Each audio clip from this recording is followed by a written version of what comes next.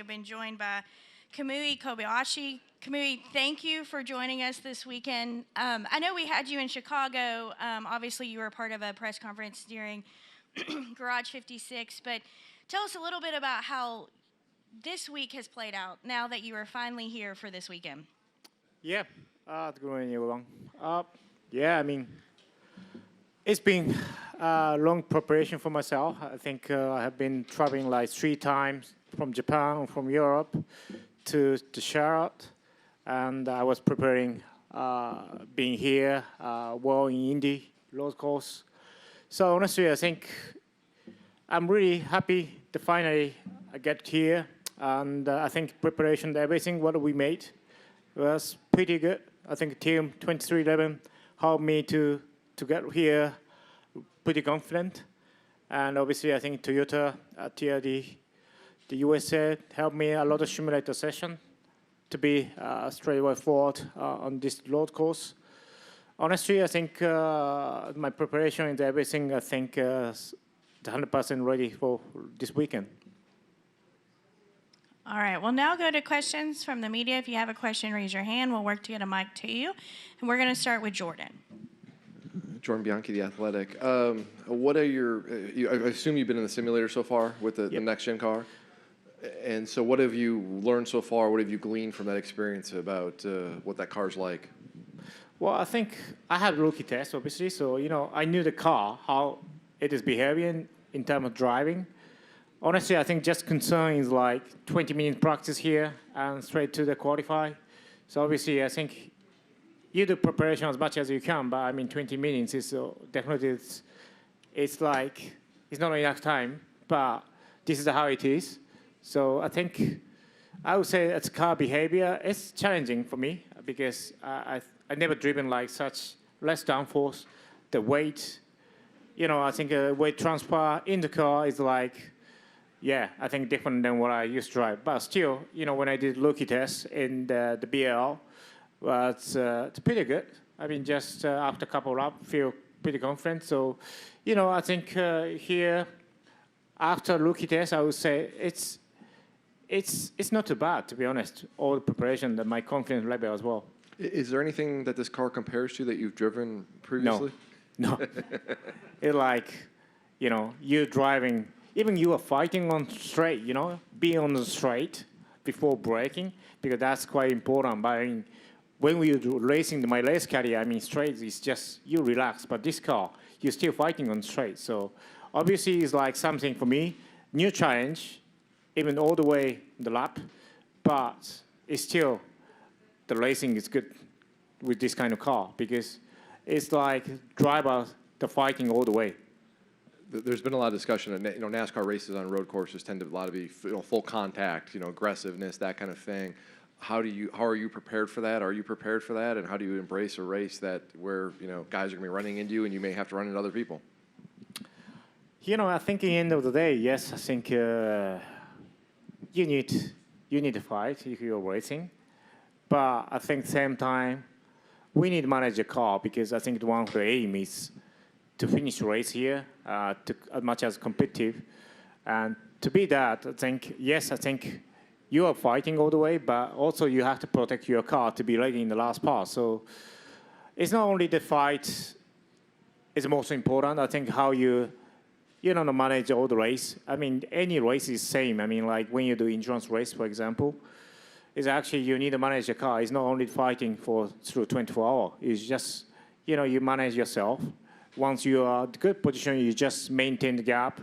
You manage the car, be ready, because I think after you get, the yellow, the caution is obviously, the pack down again, and, you have to restart. So always, when you had the best car there, you had an advantage. So honestly, I think I use my older experience as much as I can. I think if there's a good speed myself, it's just, you need to manage the car. I think that's how you fight in the racing battle here. All right, we'll go to Bob Pockris here in the middle.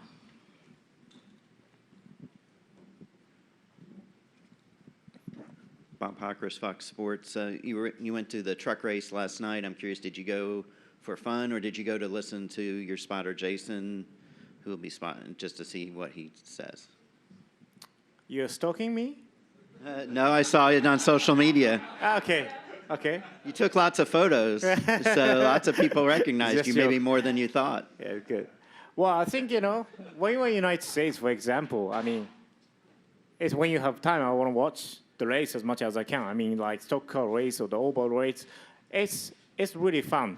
I mean, if you're going on a racetrack, for example, it's like I knew exactly what they do, but like when you go the, oval track, obviously, like it's something for me new, and I definitely enjoy. And I think honestly, like starting 9 o'clock, 9 p.m., finishing like 11 something, I can believe, to be honest, in my racing career, because like race time, the green flag normally 9 a.m., finishing like 1700.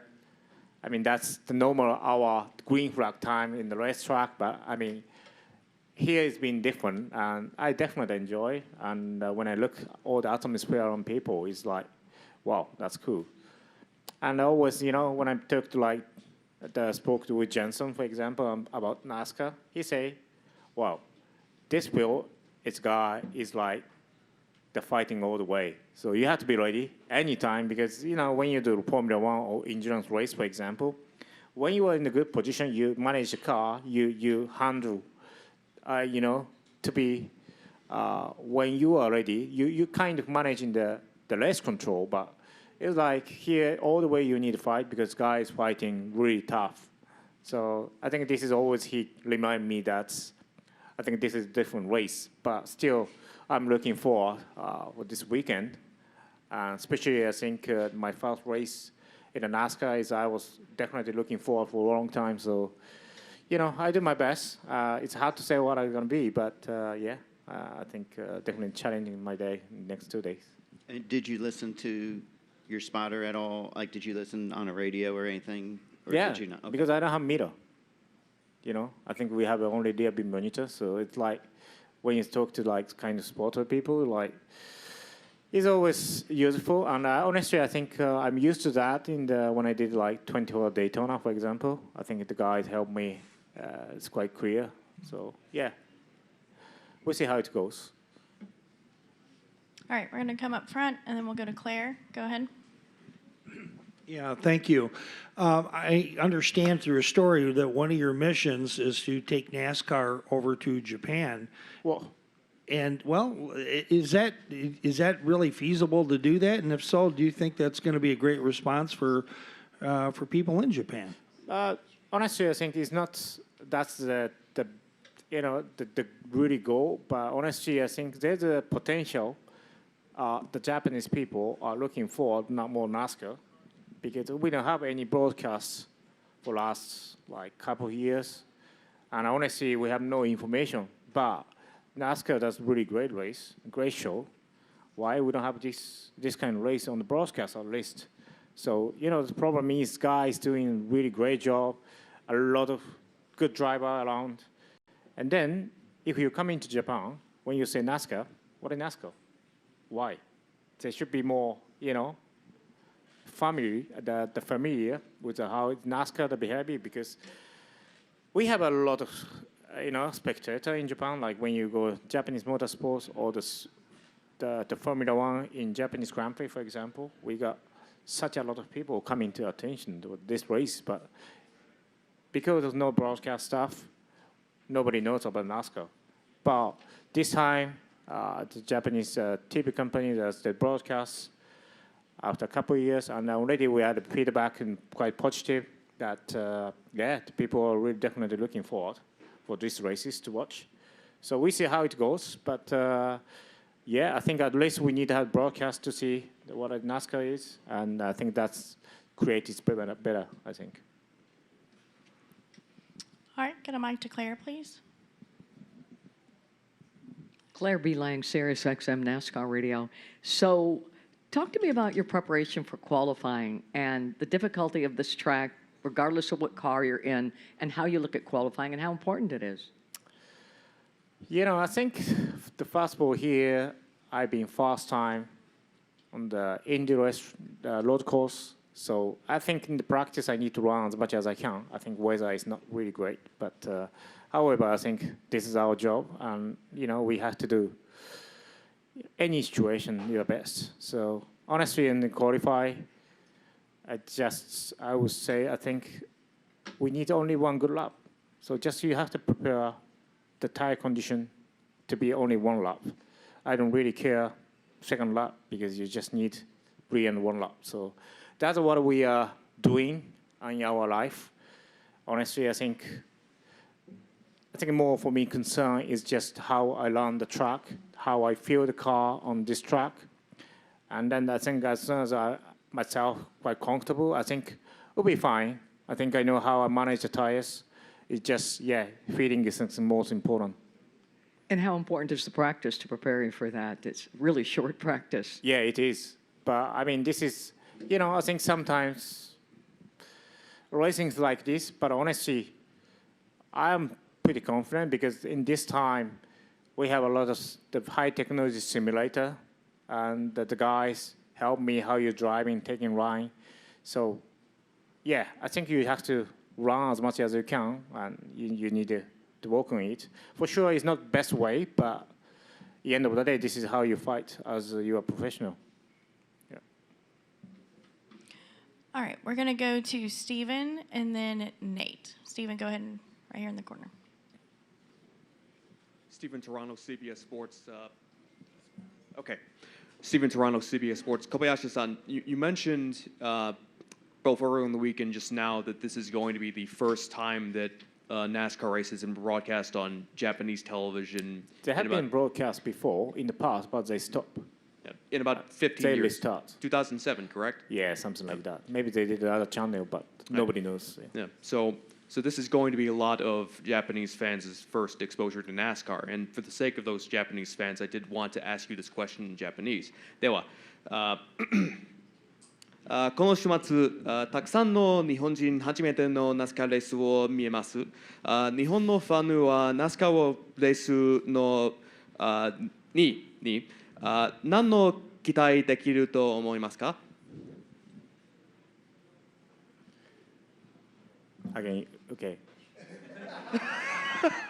Can you repeat again? Sorry. You say to the NASCAR fan? What I'm asking is, what can you Japanese question fans... me English and I can answer Japanese. Okay. No problem. All right. What can fans in Japan expect from their first NASCAR race? Yeah. 日本人としてこうやってカップシリーズにまず出れることが、今まで、なかったことと、NASCARのこの面白さ、魅力っていうのを、このレースでできるだけ、伝えて、モータースポーツって楽しいなっていうのを日本のみではなくてもっとこうグローバルで楽しいモータースポーツを、見せれたらいいなという気持ちで、このNASCARのレースに参戦しますが、自分自身まず楽しんで、そしてこのNASCARの魅力を、見てる皆さんに伝えれるように、頑張りたいなと思います。はい、You understand what I mean? Okay, good. ありがとうございました。ありがとうございます。私のマスウィの日本語で本当にすみませんでした。No problem. He did pretty good. Yeah, he did pretty good. But he just need to find a Japanese girlfriend, to be sure. It sounds like he forgot. All right, Nate.